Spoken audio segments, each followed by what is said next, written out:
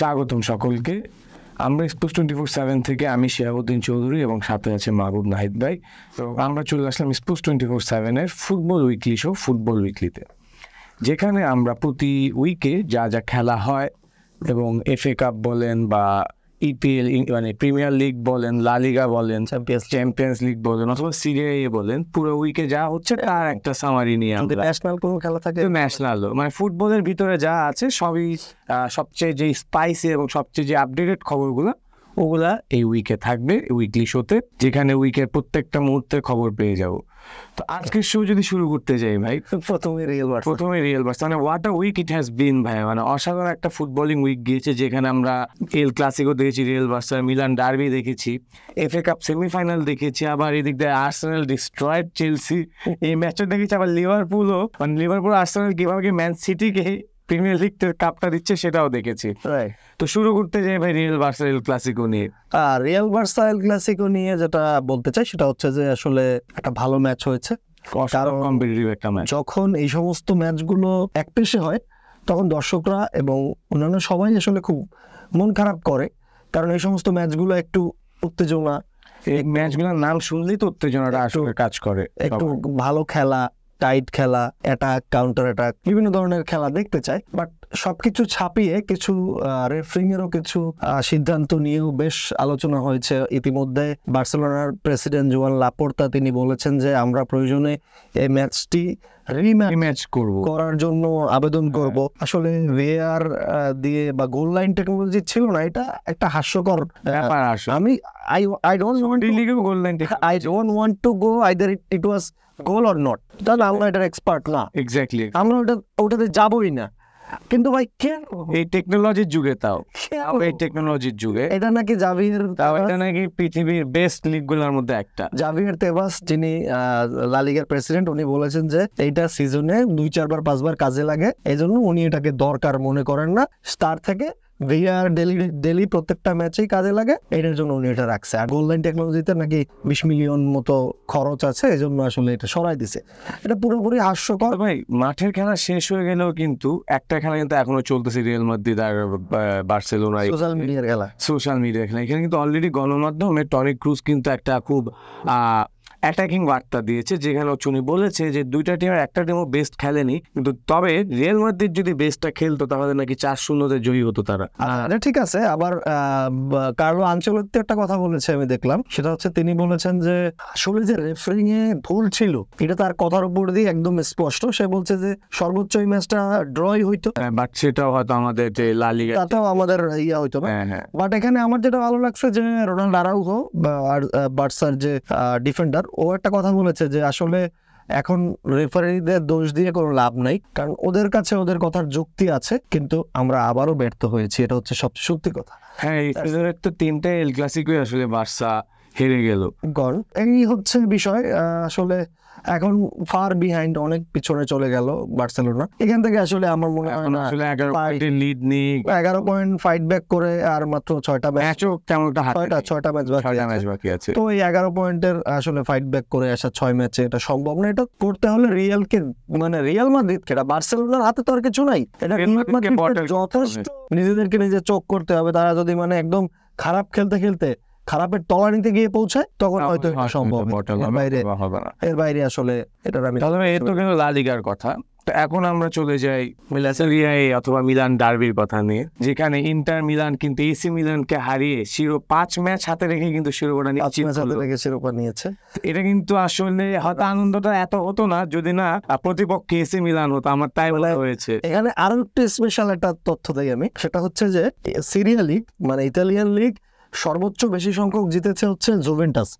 ওরা জিতছে 36 বার, এবং AC মিলান এবং ইন্টার মিলান এরা দুইজনই 19-এ ছিল, মানে সেকেন্ড পজিশনে যৌথভাবে দুই দলই ছিল। এখন ইন্টার মিলান এককভাবে 2 নম্বর পজিশনে আসছে। এবং আরো একটা মানে ইন্টারেস্টিং দিক আছে এটার, যে ইতালিয়ান লিগের একটা নিয়ম আছে, 10টা যখন টাইটেল আপনি জিতবেন তখন আপনার জার্সিতে একটা স্টার হবে। তো এতদিন ইন্টারের একটা স্টার, আবার AC মিলানের একটা স্টার। AC মিলান থেকে এখন কিন্তু ইন্টার মিলান এগিয়ে গেল, তারা এখন দুটা দুইটা যেহেতু 20 নাম্বার আসলে sure দুইটা স্টার করবে। এটা এই ম্যাচের খুব স্পেশাল একটা দিক ছিল আমার মনে হয়। তো ভাই মিলান ডার্বিটা নিয়ে কিন্তু ভাই আমি দেখলাম যে আপনি যথেষ্ট এক্সাইটেড ছিলেন, কারণ আমি হয়তো প্রিমিয়ার লিগ বা লা লিগা দেখি মিলান মানে ইন্টার বা তাদের খেলা দেখা হয় না। ভাই বিশ্বে ম্যাচটা নিয়ে আপনি একটা ভাই আপনার অ্যানালাইসিস। আমি এর আগে একদিন বলেছি যে বিশ্বে যতগুলো ডার্বি বা ক্লাসিকো এগুলো আছে, এগুলোতে মানে একদম সর্বকালের মানে শ্রেষ্ঠ যে ডার্বি গুলো বা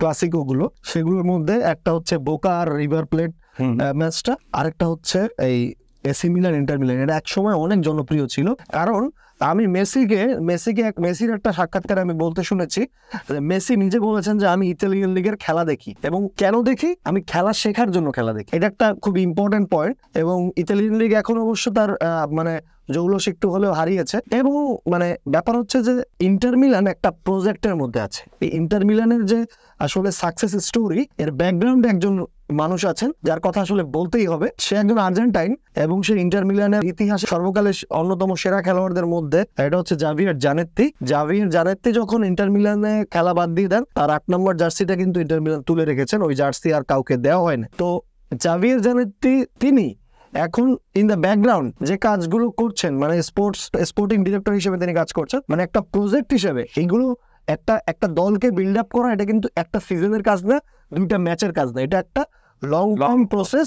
এবং একদম স্পষ্টভাবে যদি আমি বলি যে তারা যে তাদের একটা ফরমেশন ডেভেলপ করেছে, আপনি একদম মানে স্পষ্টভাবে দেখবেন কোনো ম্যাচে তাদেরকে 3-5-2 এই ফরমেশনের বাইরে খেলতে দেখবেন না। তারা কিন্তু এটাকে একটা ট্রেডমার্ক বানিয়ে ফেলছে, এবং এইটার মধ্যে প্রত্যেকটা মানুষ, কোচিং সেট আপ, প্লেয়ার সবাই এই প্রজেক্টের মধ্যে মানে অ্যালাইন্ড হয়ে গেছে। এখান থেকে আর মানে কেউ নড়চড় হওয়ার সুযোগ নেই, ওরা ওই প্রজেক্টটা ধরেই আগায় যাচ্ছে। মানে এইটা হচ্ছে সবচেয়ে মানে দারুণ কথা। এবং ইন্টার কিন্তু তার সফলতা পাইছে, তারা কিন্তু ইউসিএল এর ফাইনাল খেলছে, যদিও ম্যাচটা জিততে পারে নাই, বাট এখন কিন্তু আবার ইন্টার মিলানের মাধ্যমে মাঝে কিছুদিন জুভেন্টাস রাজত্ব করলো, জুভেন্টাস কিন্তু রিয়ালের সাথে বার্সার সাথে ইউসিএল এর ফাইনাল হারলো। তো এখান থেকে আবার ঘুরে দাঁড়াচ্ছে ইন্টার মিলান আবার ইউরোপিয়ান কম্পিটিশনে ইতালিয়ান লিগের একটা ক্লাব হিসেবে তারা হয়তো। একটা সময় কিন্তু ইউভেন্টাসের নাম খুব কমই শুনতাম, দুটা টিমের নামই শুনতাম, ইন্টার মিলান, এসি মিলান। এবং দিন হোক কাকে, এদের মতো রবিন, এদের মতো প্লেয়াররা কিন্তু খেলে গেছে, এবং স্নাইডারও কিন্তু ইন্টার মিলান খেলেছে, অনেক ভালো ভালো প্লেয়ার ছিল। তো ভাই এই দুটা তো গেল, এল ক্লাসিক মিলান ডার্বি চলে গেল। তো এখন ভাই এফএ কাপ সেমিফাইনালে কি হলো, পেপ গার্দিওলার দলে কি করলো, এবং জিতেও কেন চটে গেল পেপ গার্দিওলা, এই প্রশ্নগুলো কিন্তু আমাদের মাথায় ঘুরতেই থাকে। আসলে ওদের অনেক হার্ড শিডিউল ছিল, ভেরি হার্ড, 72 আওয়ার্স এর মধ্যে এত বড় ইউসিএল কোয়ার্টার ফাইনালের পরই এফএ কাপ সেমিফাইনাল খেলা শেষ করে এসে আবার খেলা একদম ছোট খেলাও ছিল না, 120 minute plus penalty shoot outs. ওটার পরে এসে আবার একটা, যদি পেনাল্টি শুট আউট এই ম্যাচে হইতো তাহলে তো ওদের রাগারাগি করে। গার্দিওলা তো বারবারই বলে গিয়েছেন যে মেন্টালি ফিজিক্যালি কোনোভাবেই তারা ফিট ছিল না এই সেমিফাইনালটি খেলার জন্য। তবে এফএ কাপ নিয়ে যদি আলোচনা করতে হয়, ভাই এফএ কাপ নিয়ে আলোচনার ম্যাচ ছিল ম্যানচেস্টার ইউনাইটেড আর কভেন্ট্রি সিটির ম্যাচটা। নিঃসন্দেহে মানে দ্যাট ওয়াজ পিচ অফ আইস, মানে এটা মানে চোখের শান্তি। এবং মানে প্রত্যেকটা মানুষ, ইভেন দেন যারা ম্যানচেস্টার ইউনাইটেডের সাপোর্টার, তারাও বলেছেন যে এই ম্যাচটা আসলে ম্যানচেস্টার ইউনাইটেডের উইন করার ম্যাচ না, জিতার কথা, এটা কভেন্ট্রি সিটির জিতার কথা। তো তারপরে মানে ঘুরে দাঁড়াইছে ম্যানচেস্টার ইউনাইটেড এবং ম্যানচেস্টার ডার্বি। হয়তো নামে একটা ভার আছে, সেই ভারে ঘুরে দাঁড়িয়েছে। 22-23 ফাইনালে ম্যানচেস্টার ইউনাইটেডকে সিটি হারাইছে, আমার মনে হয় 23-24 ফাইনালেও সিটি ম্যানচেস্টার ইউনাইটেডকে হারাবে। তো ভাই এই খেলাটাই কিন্তু যে সিটির খেলাটা হলো, বার্নার্ডো সিলভার পারফরমেন্স কেমন লাগছে ভাই? বার্নার্ডো সিলভা তো আসলে ভালো খেলে, সবসময় ভালো খেলে, কিন্তু আমার বার্নার্ডো সিলভার খেলাটার একটা দিক একটু বিশ্লেষণ করতে হয়। সেটা হচ্ছে যে তিনি বেশি ড্রিবলিং করে, মানে ড্রিবলিং করতে গিয়ে মানে একটা হচ্ছে টাইম ওয়েস্ট করে, আর একটা হচ্ছে কিন্তু বলটা আসলে গ্যাপে ছেড়ে দিতে হয়, বল লুজ করে। হ্যাঁ। তো এইটা না করে তিনি যদি একটু ক্রিয়েটিভ হওয়ার চেষ্টা করেন, আমার মনে হয় তিনি ভালো খেলবেন। যদিও এটা আমার কাজ না, এটা কোচের কাজ, কিন্তু আমার কাছে মনে হয় যে বেটার করতে পারবে। আমার মনে হয় বেশি ড্রিবলিং করে। যাই হোক, তোমার এই তো চলে গেলে এফএ কাপ ফাইনাল সেমিফাইনালস এর কথা, যেখানে আমরা একটা খুব সুন্দর Manchester United versus Manchester city final দেখতে যাচ্ছি। কিন্তু ভাই এখন আসলে আমরা একটু প্রিমিয়ার লিগে ফেরত আসি, যেখানে আর্সেনাল আসলে ধূলিসাৎ করে দিয়েছে চেলসিকে। আসলে চেলসিকে বহু আলোচিত কিন্তু এই ম্যাচটা, যে ধূলিসাৎ করার মতোই ছিল। আমি খেলাটা দেখেছি। যারা আর্সেনাল যারা সাপোর্টার আছেন তাদের আমার মনে হয় যে একটা সুখের দিন গেছে, কারণ তারা, আমার মনে হয় না যে ইংলিশ প্রিমিয়ার লিগ এবার তারা জিততে পারবেন বলে মনে হয় না। নিজেদের হাতেই মডেল করেছে। নিজেরা জিততে না পারলেও আমার মনে হয় যে ম্যাচটা তারা খুব উপভোগ করেছেন। আসলেই ওদিন দারুণ খেলেছেন। ওদিনকে গোল না পেয়েও আমার কাছে ওদিনকে সবচেয়ে বেশি ভালো খেলা লেগেছে হচ্ছে মার্টিন ওডেগার্ডের, এবং Odegaard man of the match পাওয়া পারফরমেন্স ছিল। তার পজিশনে কিন্তু সে এখন পৃথিবীতে বেশ প্রমিসিং একটা প্লেয়ার, দারুণ খেলেছেন। তারপরে বেঞ্জামিন হোয়াইট, কাই হাভার্টস দুইটা চান্সই মোটামুটি কিন্তু একটু টাফ, মানে টাফ কল ছিল। চেলসি তো কাই হাভার্টসের গোলে এতটা হার্ট হয়েছে যে নিজেদের পেজ থেকে হোয়াইটকে নেম করেছে, কিন্তু কাই হাভার্টসের গোলে কোনো নাম দেয়নি যে কে গোল করেছে। 50-50 চান্স ছিল, সেখান থেকে হাভার্টস কিন্তু দারুণ দুটো ফিনিশ করছে। তারপরে লাস্ট গোলটায় ওডেগার্ডের যে পাসটা ছিল দুর্দান্ত, প্রি অ্যাসিস্ট হয়েছে যদিও তার। কিন্তু বেঞ্জামিন হোয়াইট যে আসলে এসে এরকম দুটা গোল করে দেবে এটা খুব আনএক্সপেক্টেড, কিন্তু পাইছে সুযোগ মতো বল পাইছে, গোল দিয়ে দিয়েছে। এটা কিছু না, তবে এরপরেও কিন্তু মশলা বাকি আছে, কারণ সিটি কিন্তু 2 ম্যাচ কম খেলছে। তো সিটির 2 ম্যাচ কম খেলার কারণে তাদের আর্সেনালের চেয়ে 4 পয়েন্ট পিছানো আছে। আর সিটির 2 ম্যাচ জিতে যায় তাহলে কিন্তু আর্সেনালের চেয়ে পয়েন্ট ব্যবধান বেড়ে যাবে, 6 পয়েন্ট পেয়ে যাবে, 2 পয়েন্ট লিড এগিয়ে যাবে। তো এক্ষেত্রে আসলে যেহেতু আবার লিভারপুলও আবার ওইদিকে চোখ করেছে, আপনার লিভারপুলের জয়ে আবার আর্সেনাল অনেক খুশি হয়েছে, কারণ তাদের কোচ মিকেল আর্তেতা একসময় এভারটনের খেলোয়াড় ছিলেন। তো এই কারণে তারা এভারটনের যারা কিন্তু ক্রাউড দেখেছেন কিনা জানি না, তারা কিন্তু লিভারপুলকে ব্যঙ্গ করে ইউ লস্ট অ্যাট এভারটন এরকম একটা চ্যান্ট করেছে ওরা ঠিক জেতার পরেই করেছে, স্বাভাবিক। তো এটাই আর কি। তো বিষয় হচ্ছে ইংলিশ প্রিমিয়ার লিগের ইকুয়েশনটা এখন অনেকটাই সহজ হয়ে গেছে। যদি আমরা যেরকম ভাবছি এভাবেই যদি ম্যানচেস্টার সিটির জন্য, তাহলে আসলে ম্যানচেস্টার সিটি, মানে আমাদের অ্যাজাম্পশন যদি এরকম হয় তাহলে ম্যানচেস্টার সিটি আবারও ইংলিশ প্রিমিয়ার লিগ জয়লাভ করবে, হয়তো হতে পারে। এখনো 2 ম্যাচ হাতে আছে এবং ব্যবধান খুবই অল্প, খুবই অল্প। অনেক নাটক হতে পারে, 90 মিনিট বলে কথা, ফুটবলে 1 মিনিট লাগে মানুষ বলা চেঞ্জ হতে, নাটক হতেই পারে। না ভাই, এখন তো আমরা এপিএল, লা লিগা, এফএ কাপ সব নিয়ে কম বেশি উইকের কথা বললাম। তো আমাদের স্পোর্টস 24/7 এর যে top 10 performance of the week, আমাদের অ্যানালাইসিস মতে সেই পারফরমেন্স অফ দ্য উইকের চার্ট দেখবেন এখন। আচ্ছা, তাহলে এটা একটা বুদ্ধি করা যায়। পারফরমেন্স অফ দ্য উইক যদি আমরা 10 জনকে নির্বাচিত করি, তাহলে আমি 5 জন করবো, আমি 5 জন করবো, ঠিক আছে ভাই। তো টপ 10 পারফরমেন্সে যদি বলতে হয়, তাহলে প্রথমে আমার ফার্স্ট পিক অবশ্যই Jude Bellingham, El Clasico decider goal, এটাতে তাকে না রাখলে অসম্ভব।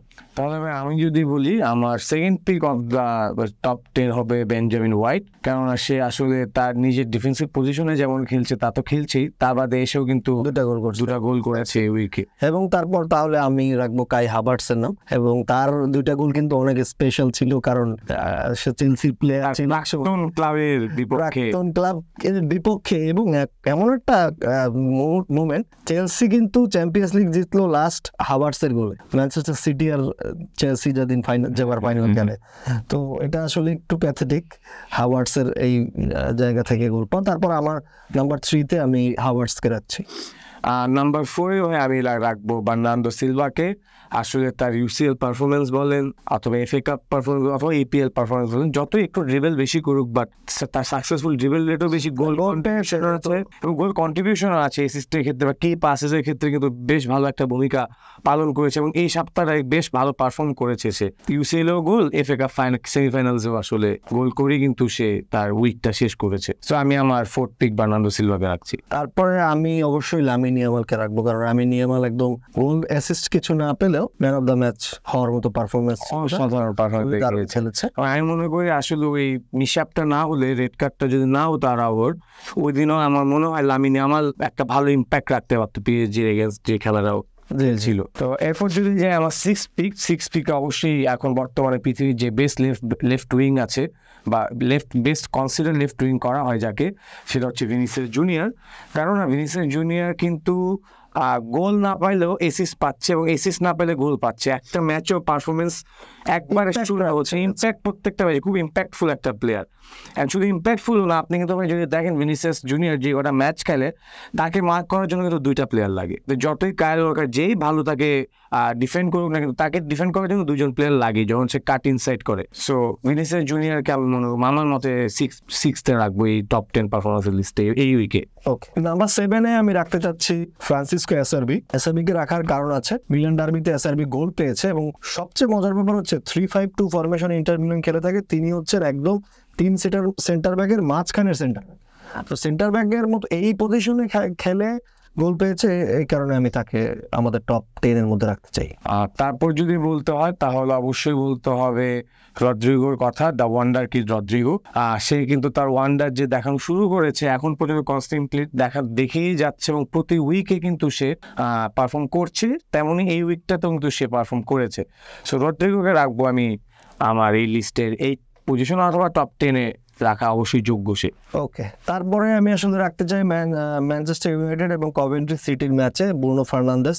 অনবদ্য পারফরমেন্স ছিল। অনেকেই বলেন এখন যে কেন যেই মানুষটা এই ক্লাবে এখনো পড়ে আছেন, তার একটা সুন্দর ভবিষ্যৎ হতে পারতো, সুন্দর একটা ক্যারিয়ার হতে পারতো, 4-5টা ট্রফি জিততে পারতেন কিংবা ইউসিও জিততে পারতেন, ভালো কোনো ক্লাবে যাওয়ার সুযোগ ছিল। ম্যানচেস্টার ইউনাইটেডের মতোই মরা নদীতে তিনি যে কেন পড়ে আছেন তিনিই জানেন। তো নাম্বার 9-এ আমি রাখতে চাচ্ছি ব্রুনো ফার্নান্দেসকে। তো এই লিস্টের শেষে অবশ্যই আমরা জানি যে রোনালদো আর মেসির পরে একটা বড় তর্ক ছিল হালান্ড আর এমবাপ্পেকে নিয়ে, কিন্তু সেই তর্কে হালান্ডের এই উইকের পারফরমেন্স বলে যে সেই তর্কের ধারে কাছেও নেই, এমনিতেই নেই এবং এই উইকের পারফরমেন্সও তাই বলতেছে যে সেই তর্কে আসলে এমবাপ্পের ধারে কাছে নেই। এবং এই লিস্টের শেষ প্লেয়ার হিসেবে আমি এই উইকে এমবাপ্পেকে রাখবো।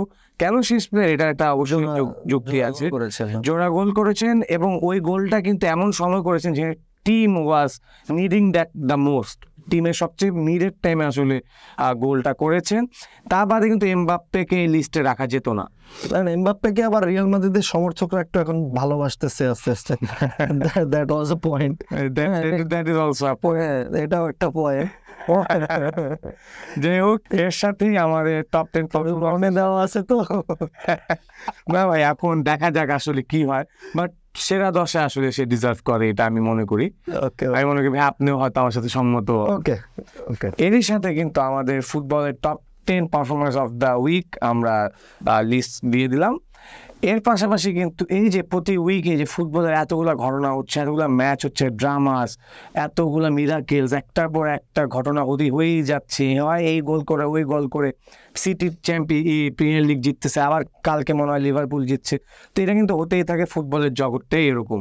সো ফুটবলের জগতের প্রতিটা মুহূর্তে এবং প্রতিটা স্পাইসি নিউজ নিয়ে কিন্তু আমি শিহাবুদ্দিন চৌধুরী এবং মাহমুদ নাহিদ ভাই আমরা আছি আপনাদের সাথে এই ফুটবলের ডে উইকলি শো নিয়ে।